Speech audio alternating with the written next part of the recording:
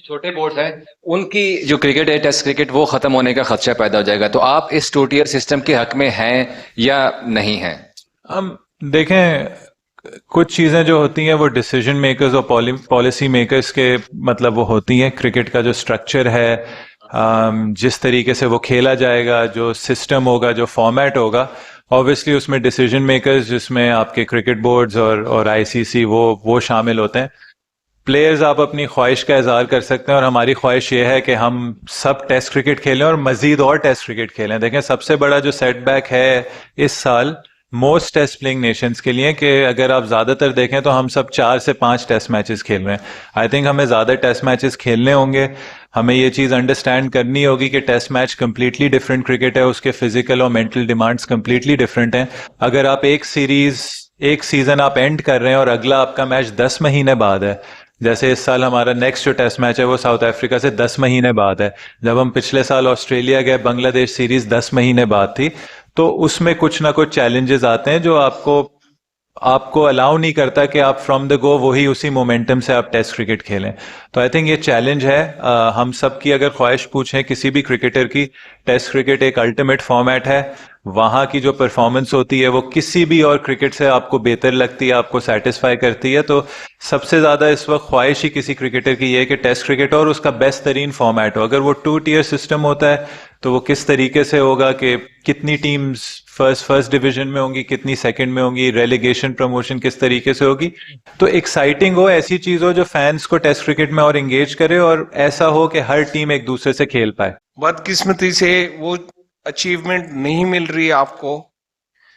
आप क्या समझते हैं, क्योंकि आप तो अपना बेस्ट करना चाह रहे हैं, आप कहाँ से क्या समझते हैं कि टीम में आपको कहाँ थोड़ा सा फर्क नजर आता है कि जहां टीम पीछे चली जाती है और आप विन नहीं कर पाते? देखें, बिल्कुल सही कहा। बिल्कुल हर किसी की कोशिश होती है अपनी बेस्ट परफॉर्मेंसेस दे, इंडिविजुअली भी और टीम वाइज भी। एक चीज है जो जो डिफरेंस आ रहा है, वो ये आ रहा है कि जिस तरीके से हम क्रिकेट खेल रहे हैं और जो उसका इवेंचुअली रिजल्ट आ रहा है। आई थिंक कई टेस्ट मैच हो गए इस एक साल में कि हम विनिंग पोजीशंस में आए हैं और हम विनिंग पोजीशन से मैच हारे हैं। तो आई थिंक ये वो चीज है जो अपना बेस्ट देते हुए हमें सोचना होगा, हमें इम्प्रूव करनी होगी। कि जो हम मैचेस हारे हैं, इनमें बहुत सारे ऐसे मैचेस हैं, एक आती वन साइडेड मैच है, वरना बाकी सारे ऐसे मैच हैं जिसमें हमने डोमिनेट किया है, हमने अच्छी अच्छी पोजीशंस में आए और हमने टेस्ट मैच फिनिश नहीं किया। तो इस टीम के लिए यही सबक है कि किस तरीके से हम जो मैचेस अच्छी पोजीशन में आके हार रहे हैं, हम उनको जीत में कैसे कन्वर्ट कर सकते हैं। अच्छा शान, लास्ट इंग्लैंड की टीम में एक तजर्बा किया विकेट के ऊपर, और इस बार भी पिच को जिस तरह बनाया गया वो शायद सुर्खियों में है और इंटरनेशनल मीडिया भी इसको देख रहा है। तो क्या इस बार भी आप स्पिनर्स के साथ ही मैदान में उतरने जा रहे हैं?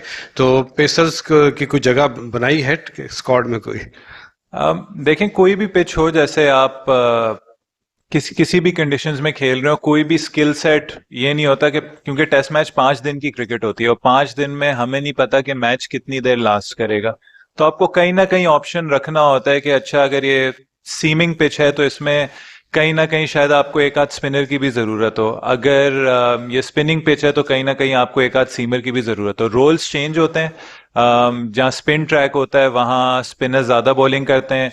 फास्ट बॉलर की रिलायंस जो होती है वो या नए बॉल पे होती है, रिवर्स स्विंग पे होती है। तो जगह हमेशा, हमने पिछली बार भी आमिर जमाल को टीम में रखा था, लेकिन हमने मैच सिचुएशन देखनी है, हमने ऑपोजिशन देखनी है, जहां जरूरत होगी वहां जरूर फास्ट बॉलर्स बॉलिंग करेंगे। शान, ये जो इस वक्त टेस्ट सीरीज है, ये WTC का लास्ट सीरीज है पाकिस्तान की। आपकी अपनी भी हमने देखा कि फॉर्म अच्छी लगी हुई है, आपने अभी साउथ अफ्रीका भी 100 किया, लेकिन जैसे आपने अभी खुद बताया है कि टेस्ट मैच अब हमने एंड ऑफ द ईयर जाके खेलना और WTC नेक्स्ट यानी कि सर्कल का शुरू हो जाएगा। तो उसके हवाले से क्या प्लान कर रहे हैं, या अभी सिर्फ यही सोचा है कि ये टेन्योर हम 8वें नंबर पे एंड कर रहे हैं, तो आगे के क्या प्लान है और आपकी अपनी फ्यूचर के हवाले से क्या प्लान है? वाइट बॉल क्रिकेट की तरफ भी आना चाहते हैं, क्योंकि रेड बॉल तो काफी ज्यादा हो नहीं रही है अब। देखें, सबसे पहले कोई भी चीज, चाहे अगर ये टेस्ट चैंपियनशिप खत्म हो रही है, उसकी जो इम्पोर्टेंस होती है वो हमेशा रहती है। आई थिंक इस सीरीज की बहुत सिग्निफिकेंस है। जैसे हमने बात की कि हम चाह रहे हैं कि सबसे पहले अच्छी टीम तब बनते हैं जब आप अपनी कंडीशंस में, आपको हराना मुश्किल होता है और आप अपनी कंडीशंस में जीतते हैं। अगर आप दुनिया की बेस्ट टीम्स देखें, टेस्ट टीम्स जो वर्ल्ड टेस्ट चैंपियनशिप के साइकिल्स खेली है, उन्होंने होम में हमेशा जीते और अवे जाके एक आध सीरीज जीती है। अवे खेलना ज़्यादा मुश्किल होता है। तो हमने इंग्लैंड सीरीज से एक सीरीज जीती है, हमने एक मोमेंटम शुरू किया है। तो ये हमारे लिए बहुत इंपॉर्टेंट सीरीज है कि किस तरीके से हम अपनी होम कंडीशंस में एक सेट पैटर्न से खेल सकें और कंसिस्टेंट रिजल्ट्स ला सकें। तो ये हमारे लिए, चाहे हमारी अगली सीरीज 10 महीने दूर है, ये हमारे लिए बहुत ज़्यादा इंपॉर्टेंट है कि किस तरीके से हम अपने आप को सेट कर रहे हैं अगली टेस्ट चैंपियनशिप में, कि जो हम अपनी 3 होम सीरीज खेलें वो हम ऐसी टीम बने कि हमें हराना मुश्किल हो और हम अपनी 3 होम सीरीज जीतें, फिर अवे जाके देखें अच्छा कौन सी ये एक आध सीरीज है जो हम टारगेट कर सकते हैं और जीत सकते हैं, जिससे हमें वर्ल्ड टेस्ट चैंपियनशिप फाइनल खेलने का मौका मिले। और देखें, कोई भी आप किसी भी प्लेयर से पूछेंगे, पाकिस्तान के लिए खेलना सबसे बड़ा एजाज़ है। तीनों फॉर्मेट्स खेलें, अपने आप को बहुत फॉर्चुनेट समझता हूँ। ये एक चाइल्डहुड ड्रीम है, एक पैशन है, और अपने मुल्क को किसी भी चीज़ में रिप्रेजेंट करना। 1 साल पहले तक मैं तीनों फॉर्मेट्स भी खेल रहा था। इन एंड आउट आप ज़रूर होते हैं।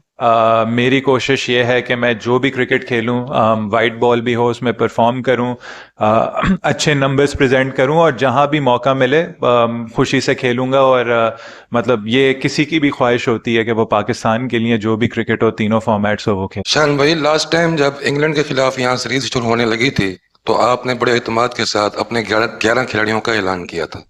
आज नहीं किया तो अब कर दें प्लीज। कुछ चीजें देखनी होती हैं। आई थिंक अगर टीम बिल्कुल ही 100% श्योर मेरे उसमें होती तो मैं ओपनिंग स्टेटमेंट में ज़रूर आके ऐलान करता। देखें, थोड़ा सा मौसम भी चेंज है, हमने टीम में एक आध इंजरी की वजह से चेंज हुई है। साइम अयूब का, अबरार उस वक्त बीमार थे, वो वापस टीम में आए हैं। एक आध फास्ट बॉलिंग का भी हमने डिसीजन लेना है। आमिर जमाल स्क्वाड में नहीं है जो पिछले उसमें वो थे।